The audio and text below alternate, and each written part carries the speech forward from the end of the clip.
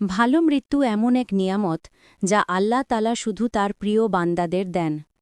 কুরআনে বলা হয়েছে, যারা বলে আমাদের পালনকর্তা আল্লাহ, তারপর সে কথায় অবিচল থাকে, ফেরেশতারা তাদের কাছে এসে বলে, ভয় পেও না, দুঃখ করো না, তোমাদের জন্য জান্নাতের সুসংবাদ রয়েছে। সূরা হামিম আস-সাজদা আয়াত ৩০।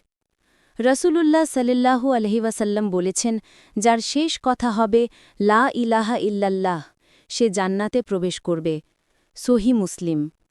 ভালো মৃত্যুর কিছু আলামত হল মুখে শাহাদাতের কথা থাকা, মুখে হাসি বা প্রশান্ত ভাব, জান্নাতের সুগন্ধ পাওয়া এবং মৃত্যুর সময় ঈমানের ওপর স্থির থাকা। আসুন আমরা সবাই এমন জীবন যাপন করি যেন মৃত্যু আমাদের কাছে শান্তির বার্তা হয়ে আসে, আর ফেরেশতারা বলে, তোমরা আনন্দের সঙ্গে জান্নাতে প্রবেশ করো।